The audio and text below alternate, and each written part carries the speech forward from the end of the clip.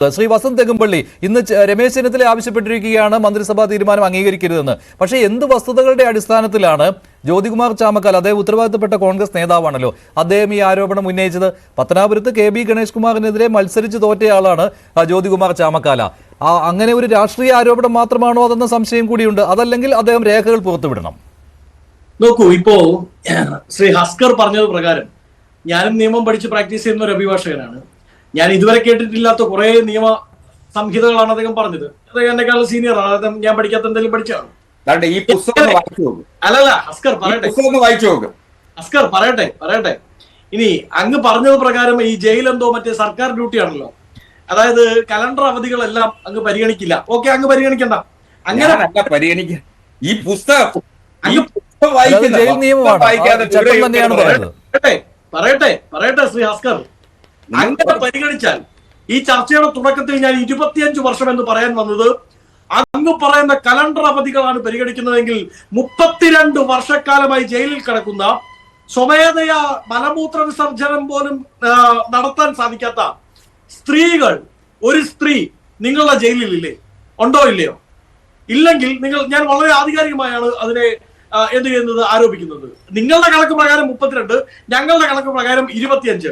What ever it is, 14 വർഷം അല്ലെങ്കിൽ 15, നിങ്ങൾ പറയുന്ന 15 വർഷക്കാലത്തെ അതിക്രൂരമായ ജയിൽ പീഡനം അനുഭവിച്ച ഷെറിനെ കണ്ടപ്പോൾ എന്തുകൊണ്ടാണ് സ്വയം മലമൂത്ര വിസർജനം പോലും ചെയ്യാൻ സാധിക്കാതെ കിടക്കുന്ന പലരെയും കാണാത്തത്? വളരെ ഇന്റിമേറ്റ് ആയിട്ടുള്ള ഡിസീസസ് ഉണ്ട് എന്ന് നിങ്ങളുടെ പോലീസിന്റെ കീഴിൽ തന്നെ പരിശോധന നടത്തി മെഡിക്കൽ റിപ്പോർട്ടുള്ള പ്രതികളെ എന്തുകൊണ്ടാണ് നിങ്ങൾ കാണാത്തത്? ഇനി പോട്ടെ, ഇവരെ ആരെയും കാണണ്ട. നിങ്ങളുടെ മുൻ MLA KK ലതിക, നിങ്ങളുടെ മുൻ MLA K സലിഹ, നിങ്ങളുടെ മഹിളാ അസോസിയേഷന്റെ നേതാവ് MP സർല, ഇവർ മൂന്നും കൂടെ ചേർന്നൊരു അഡ്വൈസറി കമ്മിറ്റി ആണല്ലോ ഇപ്പൊ ഇവരെ പുറത്തുവിടണമെന്ന് പറഞ്ഞത്. അതേ അഡ്വൈസറി കമ്മിറ്റിയുടെ മുമ്പിൽ ഈ ഷെറിന്റെ അപേക്ഷ വരുമ്പോൾ 4 പേരുടെ മറ്റ് അപേക്ഷകൾ വന്നിട്ടില്ലേ? 4 സ്ത്രീകളുടെ. എന്തുകൊണ്ടാണ് അവരുടെ കാര്യത്തിൽ നിങ്ങൾ നടപടിയെടുക്കാത്തത്? അപ്പൊ നിങ്ങൾ പറയും പോലീസിന്റെ ഫേവറബിൾ ആയിട്ടുള്ള റിപ്പോർട്ട് ഉണ്ടായിരുന്നില്ല കേട്ടോ എന്ന്. അങ്ങനെയാണെങ്കിൽ നിങ്ങളുടെ പോലീസ് ഫേവറബിൾ ആയ റിപ്പോർട്ട് കൊടുത്ത ഈ ഷെറിൻ ഉണ്ടല്ലോ, വളരെ മിടുക്കിയാണ്, അതീവ സുന്ദരിയാണ്, അതീവ കഴിവും പ്രാപ്തിയുമുള്ള ആളാണ്. ഇനി പോരാത്തതിനുണ്ടല്ലോ, ഈ ഷെറിനെ ശിക്ഷിക്കാനേ പാടില്ലായിരുന്നു, അത്രയ്ക്ക് നല്ല കുട്ടിയാണ് എന്ന് പറയുന്ന ഈ ഷെറിൻ ആദ്യം ഏത് ജയിലിലാണ് ഹസ്കറെ പോയത്? ഏറ്റവും ആദ്യം പോയത് നെയ്യാറ്റിൻകര ജയിലിൽ. നെയ്യാറ്റിൻകര ജയിലിൽ നിന്ന് വിയൂർ ജയിലിലേക്ക് എന്തിനാ ഷെറിനെ മാറ്റിയത്? ഷെറിനെ മാറ്റിയത് നെയ്യാറ്റിൻകര ജയിലിനുള്ളിൽ ഫോൺ ഉപയോഗിച്ചു എന്നുള്ള പേരിൽ നിങ്ങളുടെ പോലീസ്, അല്ലെങ്കിൽ അന്ന് ഭരിക്കുന്ന സർക്കാരിന്റെ പോലീസ്, ഈ സംസ്ഥാനത്തെ പോലീസ്, ആ പോലീസിന്റെ ജയിൽ മേധാവിക്ക് റിപ്പോർട്ട് കൊടുത്തു. ജയിൽ വാർഡൻ ഫോൺ ഉപയോഗിക്കുന്നു അനധികൃതമായി. അങ്ങനെ നിങ്ങൾ വിയൂരിലേക്ക് മാറ്റി. വിയൂരിൽ നിന്ന് അവരെ പിന്നീട് വനിതാ ജയിലിലേക്ക് മാറ്റുകയാണ്, തിരുവനന്തപുരത്തെ. എന്തിനാണ് വനിതാ ജയിലിലേക്ക് മാറ്റിയെന്നറിയാമോ? സഹതടവുകാരുമായി അടിയുണ്ടാക്കുക മാത്രമല്ല, അങ്ങനെ സഹതടവുകാരിയെ അതിക്രൂരമായ പീഡനത്തിനിരയാക്കുകയും അവർക്ക് ദേഹോപദ്രവം ഉണ്ടാക്കുകയും ചെയ്തു എന്ന് കണ്ടുകൊണ്ടാണ് വനിതാ ജയിലിലേക്ക് ഷെറിനെ മാറ്റുന്നത്. ആ വനിതാ ജയിലിൽ നിന്ന് ഇപ്പോഴുള്ള കണ്ണൂർ ജയിലിലേക്ക് ഷെറിൻ എത്തുന്നത് എങ്ങനെയാണ്? അത് അവിടെ നടന്ന മറ്റേ 100 മീറ്റർ റിലേയിൽ മത്സരിച്ച് 1ാം സ്ഥാനം കിട്ടിയതിനെ കണ്ണൂരിലേക്ക് പറഞ്ഞു വിട്ടതല്ല കേട്ടോ ഭാസ്കറെ. പറഞ്ഞു വിട്ടത് അവിടുത്തെ ജയിൽ വാർഡൻ അടക്കമുള്ള ഉദ്യോഗസ്ഥർക്ക് നേരെ ഭീഷണി മുഴക്കി, നിന്നെയൊക്കെ കാര്യം പഠിപ്പിച്ചു തരാം കേട്ടോ എന്ന് പറഞ്ഞതിന്റെ പേരിൽ ആ ജയിൽ വാർഡൻ ജയിൽ DGPക്ക് റിപ്പോർട്ട് കൊടുത്തു. നിങ്ങളുടെ റെക്കോർഡിക്കലായിട്ടുള്ള കാര്യങ്ങളാണ് ഞാൻ പറയുന്നത്. ജയിൽ DGPക്ക് എന്ത് കൊടുത്തു? റിപ്പോർട്ട് കൊടുത്തു. ജയിൽ വാർഡനോട് നിന്നെയൊക്കെ പണി ഞാൻ കാണിച്ചു തരാം എന്ന് പറഞ്ഞ് ഭീഷണിപ്പെടുത്തുകയും അവർക്ക് നേരെ കയർത്ത് സംസാരിക്കുകയും അവർ അസൈൻ ചെയ്ത ഒരു കാര്യവും ചെയ്യാതെ ഇരിക്കുകയും ചെയ്തതിന്റെ പേരിൽ ഒടുക്കം നിങ്ങൾ കണ്ണൂരിലേക്ക് മാറ്റി. ഞാൻ നേരത്തെ പറഞ്ഞ പോലെ റിലേ മത്സരത്തിൽ 1ാം സ്ഥാനം കിട്ടിയതിനെ മാറ്റിയതല്ല.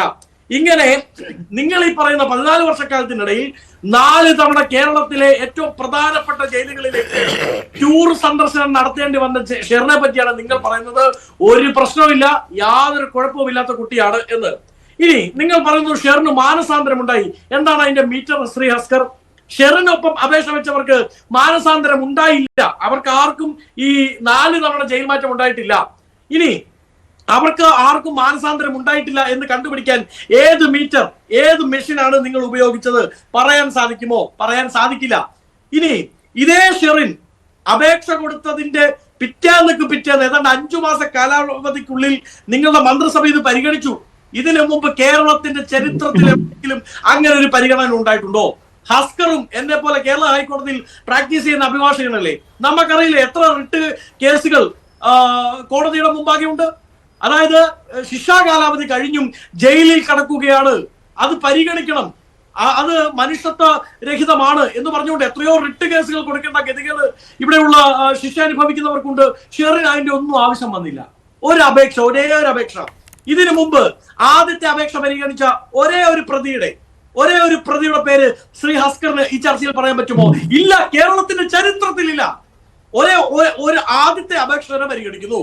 ആ അപേക്ഷ പരിഗണിച്ച് നേരത്തെ ഹസ്കർ പറഞ്ഞത് ശരിയാണ്, ടീഡിയസ് പ്രോസസ്സാണ് ശ്രീ മഞ്ജുഷ്, ഇതൊരു ടീഡിയസ് പ്രോസസ്സാണ്.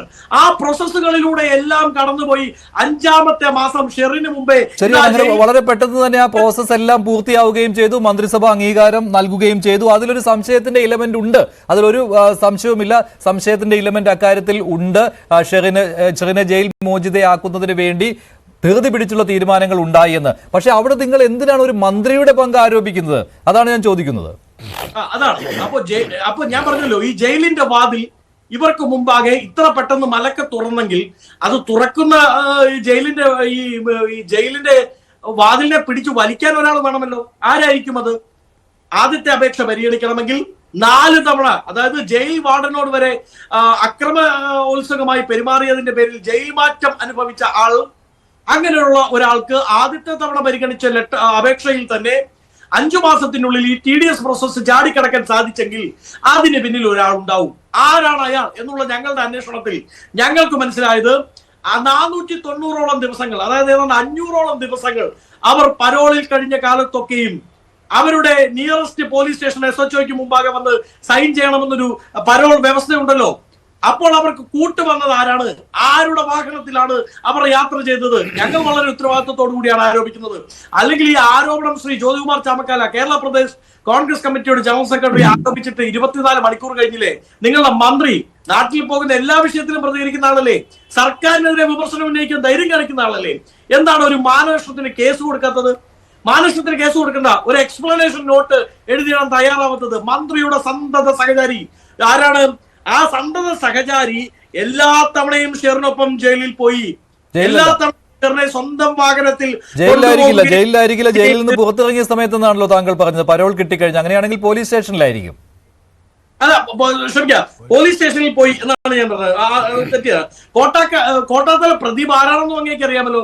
അദ്ദേഹം വാർത്തകളിൽ പണ്ട് നിറഞ്ഞു നിന്നത് ഏതൊക്കെ കേസുകളിലാണെന്നും അറിയാമല്ലോ. അത്ര സംശുദ്ധിയുള്ള ഈ ഷെറിനെ പറ്റി ജയിൽ DGPയും ജയിൽ അഡ്വൈസറി കമ്മിറ്റിയും ഒക്കെ പറയുന്ന പോലെ ശുദ്ധരിൽ ശുദ്ധർ, AK ബാലന്റെ ഭാഷയിൽ പറഞ്ഞാൽ ക്രിസ്റ്റൽ ക്ലിയർ ആയിട്ടുള്ള ആളല്ല കോട്ടാത്തല പ്രദീപ്. ആ പ്രദീപ് എന്തിനാണ് ഷെറിന് അകമ്പടി സേവിക്കുന്നത്? ഉത്തരം പറയണ്ടേ? കാരണവർ വധക്കേസിൽ പ്രതി ചേർക്കപ്പെട്ട് സ്വന്തം ഇന്റൻഷൻസ് സംരക്ഷിക്കാൻ വേണ്ടി, അവിഹിത ബന്ധം സംരക്ഷിക്കാൻ വേണ്ടി, ആ അവിഹിത ബന്ധത്തിന്റെ മുമ്പോട്ട് പോകലിന് വേണ്ടി, കാരണവരുടെ സ്വത്തടിച്ചു മാറ്റാൻ വേണ്ടി ഒരു പാവം മനുഷ്യനെ കൊലയ്ക്ക് കൊടുത്തൊരു സ്ത്രീ, ആ സ്ത്രീക്ക് എന്തിനാണ് അകമ്പടി സേവിക്കുന്നത് മന്ത്രിയുടെ കിങ്കരൻ എന്നുള്ളതിന്റെ ഉത്തരം പറയണ്ടേ? അത് പറയാൻ ബാധ്യസ്ഥൻ മന്ത്രിയാണ്. ഞങ്ങൾ ഇതാ ഒരു വളരെ കൃത്യമായ ആ ദിവസങ്ങളിലെ ജയിലിലെ അടക്കം CCTV പരിശോധിക്കണം എന്നുള്ള ആരോപണം നിങ്ങളുടെ മുമ്പിലേക്ക് വെക്കുകയാണ്. ധൈര്യമുണ്ടെങ്കിൽ ശ്രീ ഹസ്കർ, നിങ്ങളുടെ പോലീസിനെ നിയന്ത്രിക്കുന്ന ആഭ്യന്തര വകുപ്പിന്റെ മന്ത്രി ശ്രീ പിണറായി വിജയൻ പുറത്തുവിടുന്നേ ആരൊക്കെ അന്നത്തെ ദിവസം അപേക്ഷ വെച്ചിട്ടുണ്ട്?